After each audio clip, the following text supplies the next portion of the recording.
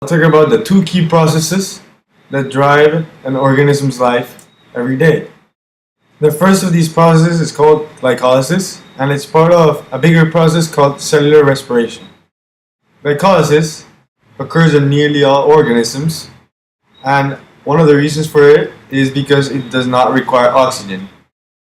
If glycolysis, it produces 2-pyruvate, and after this whole sequence, it goes to the rest of cellular respiration. Only glycolysis, this step or this part does not require oxygen. The rest of the cellular respiration as a whole does require oxygen. Here I copied this part from the actual curriculum and expectations from the College Board website. And what it says is that you should not know the specific steps, the names of enzymes and intermediates of the pathways for these processes. This means you do not have to know everything that goes on here or in fermentation or in the rest of cellular respiration, but I'm just gonna outline it so you know what actually happens. So to start glycolysis, first of all, it occurs in the cytosol. It's outside of the mitochondria, and it's a specific part of the soup, I call it, of the cell. To start glycolysis, you need glucose, first of all. It's a 6-carbon sugar. And what happens with glucose is, first you need 2 ATP, which is ATP is the currency of the cell. And the reason you need this is so you can change glucose to pyruvate. After doing this, you get these electron carriers. You have to know the names, but not what happens with them. You just need to know this. In cellular respiration, you have NAD, and what happens with NAD is that it accepts the phosphate and of ATP, as you can see here, and it becomes NADH. So 2 come in, and 2 NADH come out. Now, after this occurs, we have the creation of these 4 ADP into 4 ATP. So in total, you spent 2 and you made 4, so that's a total of 2 ATP for this specific part of the process. And you also produce 2 3-carbon molecules called they're pyruvates. These go to the rest of cellular respiration, but I'm just going to stick with glycolysis. And as you can see here, these 2 images, you have to do with a different process than glycolysis, but it also has to do with it. It's called fermentation. In this case, we have 2 types of fermentation. One is lactic acid fermentation, and this has to do with lactic acid building up in our muscles. So when you run, your body's only performing this process down here. This is called lactic acid fermentation.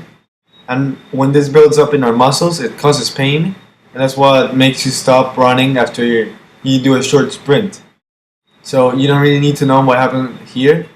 But the reason why we create lactic acid is because since we don't have oxygen and we're not completing the whole of cellular respiration, we're just doing glycolysis over and over again, we're going to run out of these NAD+. So to make these NADH back into NAD+, we need to perform lactic acid fermentation.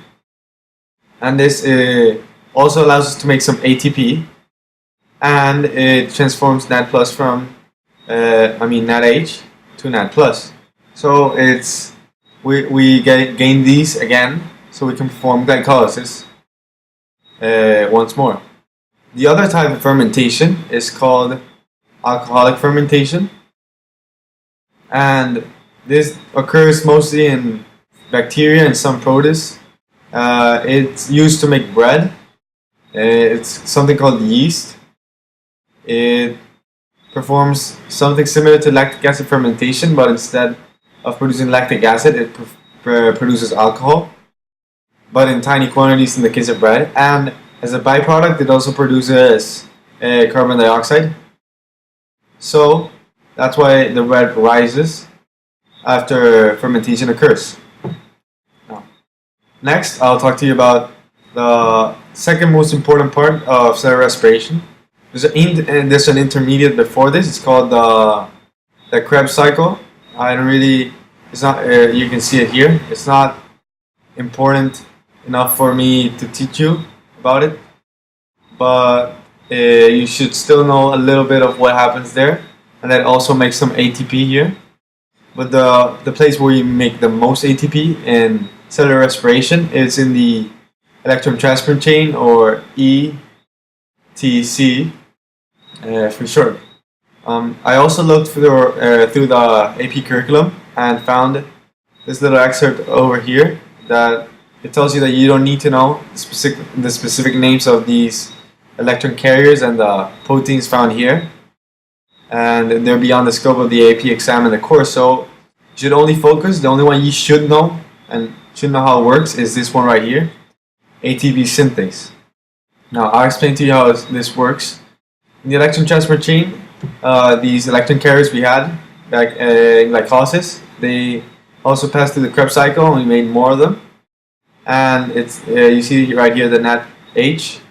It goes to a series of proteins, and what it does is it pumps these hydrogen atoms, these protons actually, outside of the cell membrane, and it creates a concentration gradient. And here I brought the pH scale.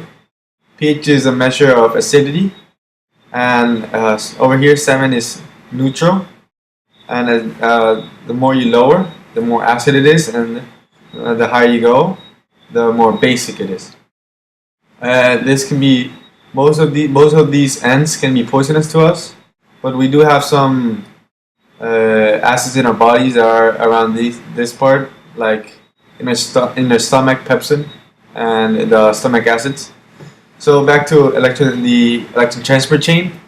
By creating this concentration gradient, these protons, they want to go back in, but the cell membrane does not allow them to.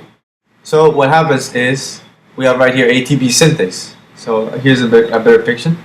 The proton over here, it wants to go in, and the only way it can go in is through ATP synthase.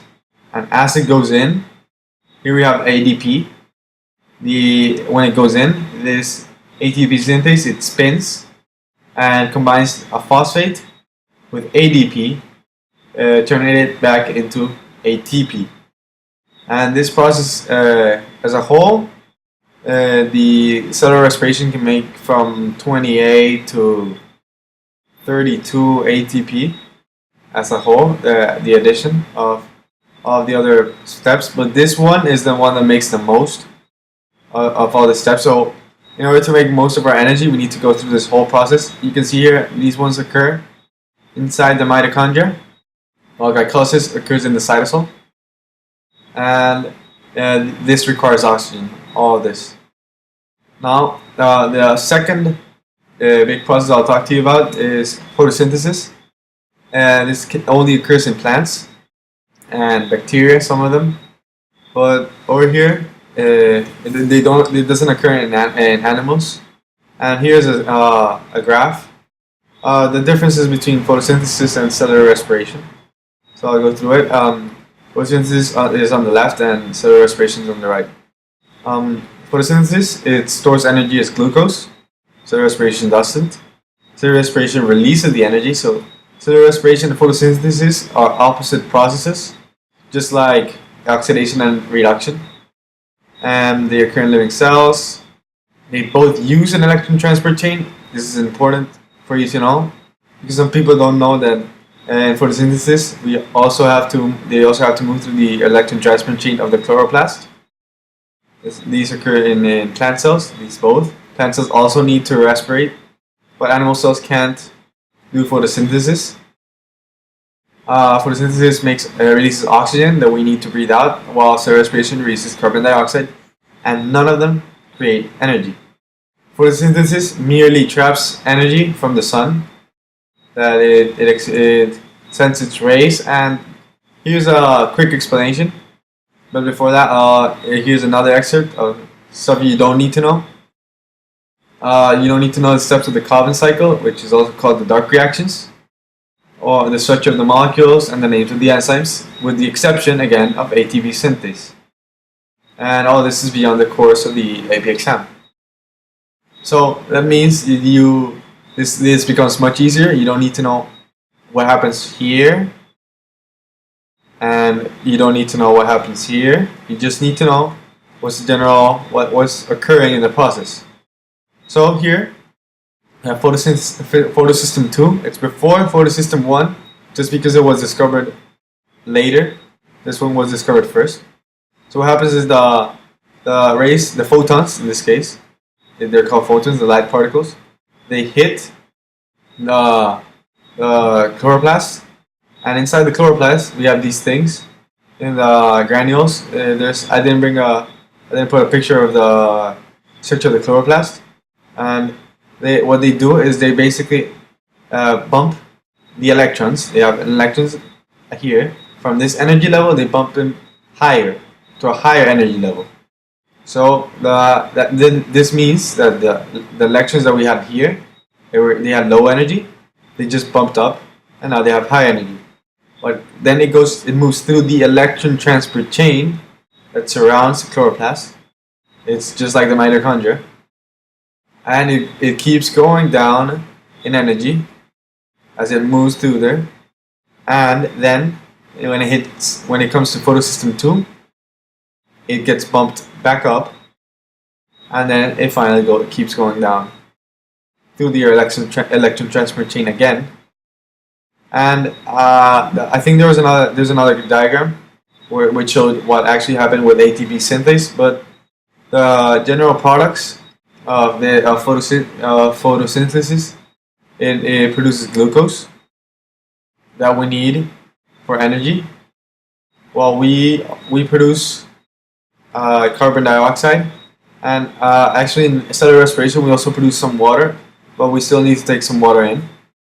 And over here we have a small diagram of the light and dark reactions of photosynthesis, and this basically means that light reactions, they need light to occur. Dark reactions don't necessarily need light, but they can also occur when the sun is shining. And what happens here is in the light reactions we release oxygen, and the way we do it is with water, plants do it. And the reason why photosynthesis is so special is because oxygen actually gives up the hydrogen right here, and it doesn't occur. We don't see it in any other processes. So it's vital for us to have photosynthesis, and it takes in carbon dioxide to produce the glucose. The carbon from the carbon dioxide is what is used in order to make the 6th carbon molecule, that is glucose. They also need ATP to occur, and a different electron carrier. In this case, it's called NADPH or NADP plus. Here. This is the one before. It accepts the electron. This is one after, and this is sent to the dark reactions or the Calvin cycle. And these reactions occur, and they produce oxygen and carbon dioxide. And this is a general of what you need to know for the AP exam. I hope it was helpful, and if you have any questions, you can just ask me, and I'll be glad to answer them.